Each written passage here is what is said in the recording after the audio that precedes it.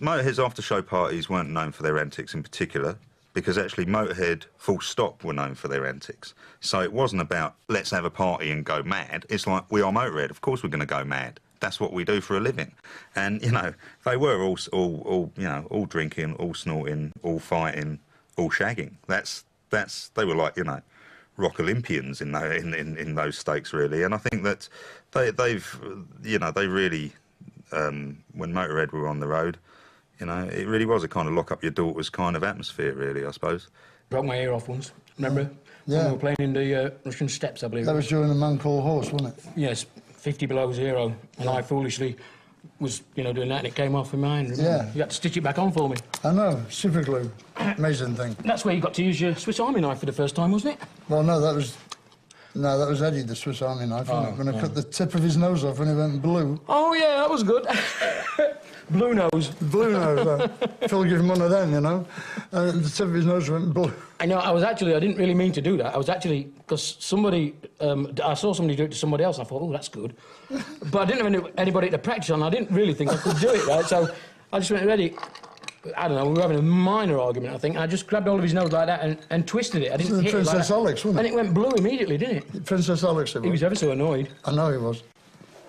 Eddie's got a blue nose. I know. Na, na, na, na. He wouldn't go out for ages, would it. he? He hated me. He hated everybody. I know. But especially, he hated his blue nose. It was so blue, though. Yeah. I actually went with a sex change once. Really? Yeah. Oh, yeah. How'd Well, it I work thought out if for he's you? got the guts to have his dick cut off, I got the guts to fuck him, you know? Because that's real commitment, having your nub cut off, isn't it? What time do you get up? Well, very often I'm not in bed and I don't go to bed. Like. Really? Yeah. Really? You don't go to bed? Well, as you get older, you need less sleep, you see. Yeah. Plus the fact that I take a lot of drugs, so. Yeah, so you're up. How long did you stay up to? 2 weeks once. Without a blink. But that was on the old stuff, on methamphetamine hydrochloride, the liquid stuff. That's impressive. Back in 70, I think it was. And I felt fine. And all the time, in the 2 weeks, I had 2 individual fruit pies and two raspberry yogurts. That's it. And I went down the speakeasy, this is the end of the 2 weeks, and I felt all right, you know. And there was a friend of mine in there called Lou, and I said, hi Lou, how you doing? She went, ah, like that. And I said, what? You know, and she said, you just said, the fucking lines were down, you know.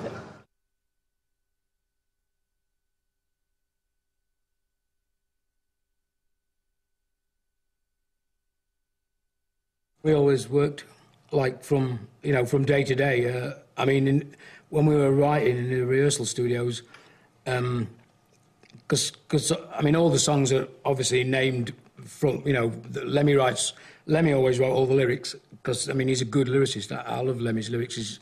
He's great, you know. I mean, Lemmy can be very, you know, very sort of deep. He can be very educational. He can be very philosophical. And it can be very funny all in the same song, but it doesn't seem like it upon first glance, you know. And I wouldn't say you have to know him to read in between the lines, you know. I mean, he basically writes about things that are going on not only in his life, but all around him or everyone else, you know, but not, you know, not like specifically, it's very sort of tongue-in-cheek or very cynical, you know, without naming names or... You know, I mean, double meanings and double entendres, but you know what he's writing about. I mean, he writes great love songs. They just don't sound like love songs, you know. So anyway, he always wrote the lyrics, and the titles of the songs came from those lyrics, and he always left his lyric writing right to the very last minute. I mean, he would be writing all the way through, but he would be, you know, changing and chopping them when he was at home, and not until he was satisfied with lyrics for a certain tune would he then, you know, show the band the lyrics, like we'd be listening to a playback in the studio ever, and he'd come up with, you know, like a different lyric every day. It seemed as if he just pulled it out of the hat, but I mean, he'd be working on it at home or, you know, while he was at the bar or wherever. I mean, thinking about Lemmy, he could work on. He's got great powers of concentration, you know. I mean, he could be working on the lyrics for something at the same time as reading a book, playing a one-arm bandit, pulling some, you know, sweet-talking some girl and smoking a cigarette at the same time, and apply equal amount of concentration on each subject, you know what I mean? Everyone's different, really. Most of them are right under the clock, you know. In the studio, I find that works. Some I've written before we had the song, you know. Most of them I've written for the song when we've already got the riff. But like Sacrifice and Orgasmatron I wrote before we had the riff, you know. A couple of songs are in there. But usually I'm better off writing to the riff, you know.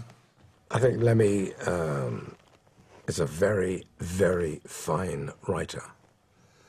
Very fine writer. Nobody's ever given him the time of day for it. Now, I don't think people, you know, influential people have not so far stood up and said, this man is a fine writer in the British sort of sense. But don't forget he's British, you know, he's English. He lives in LA. Most sensible movie ever made. They were starving in this country, going absolutely nowhere. Went to LA, and 2 years later, he's got a Grammy nomination, for Christ's sakes. That's got to say something about what you're going to achieve in Los Angeles. You would never have achieved that in the flattened shepherd's bush. But he's got unparalleled passion for what it is that he does, and as a lyricist, he can hardly be touched.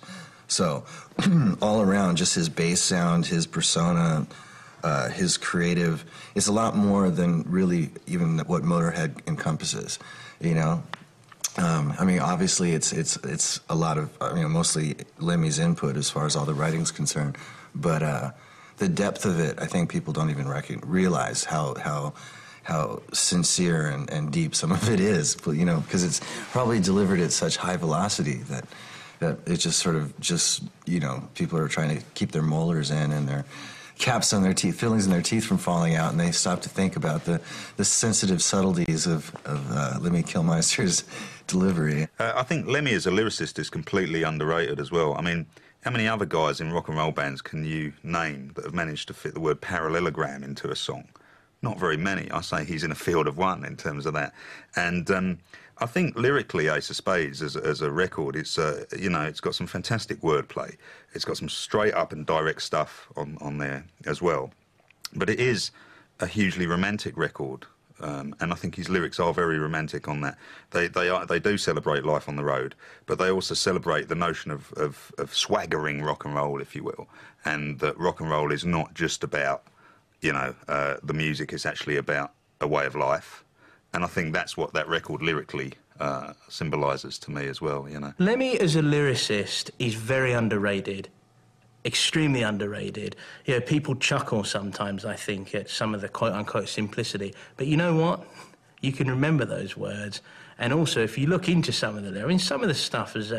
some of his lyrics are very funny. There's an oblique sense of humour to some of them. He's a great Spike Milligan fan, Lemmy, and the Goons and Monty Python. He loves vintage comedy, and he's got an incredible sense of humour, very dry, very ironic. I mean, the best sense of humour, too quick for most people, and certainly too quick for me at half the time, but a great sense of humour. And you do see it in some of the song titles. You know, shoot you in the back. I mean, it's there's a sense of irony to a lot of this stuff, you know. There really is. He's having fun with words.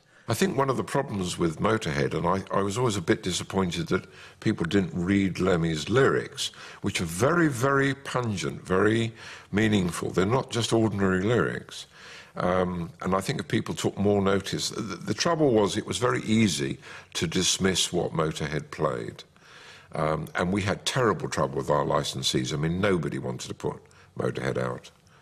And we had to really talk everybody into it. Once they started selling records, then, of course, it was a different thing. The way we used to write songs, you know, I mean, we always wrote way more than what came out on the album because, you know, we'd always pick and choose. Oh, no, we might rehearse a number for ages and ages, and then, but at the end, throw it out because...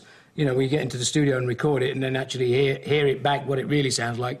Quite a few numbers don't sound anywhere near as good as what they do when you're playing them at 1,000 fucking million watts and can't hear exactly what each other's playing, you know, in the rehearsal studios. I mean, you get in the studio and you can hear every little thing. Some numbers don't sound as good, but... So we did have a certain amount of self-quality control, you know. And I think with any kind of music, if you're... Whatever your personality is, whatever the kind of person you are, and you write and play music, that, you know, your persona, so to speak, or a side of your character will somehow come through in the music. I mean, I don't think, you know, I don't think you can avoid that.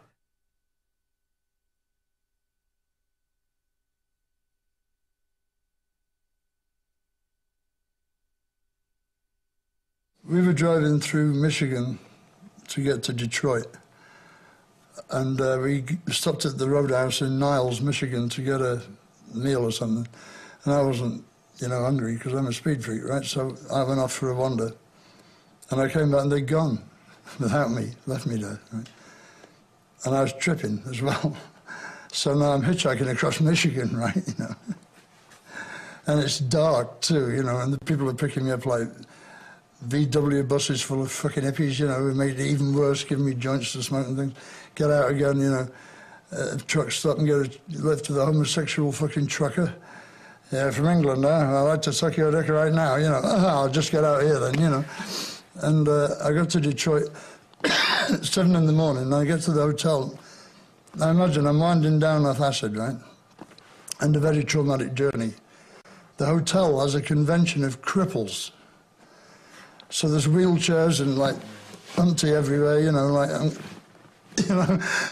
So I finally get up to my room at about 7:30, 8 o'clock. I sleep for about 5 hours, and it's sound check. Get out to sound check. Everybody's, you know, glad you made it. Play the show, thunderous applause.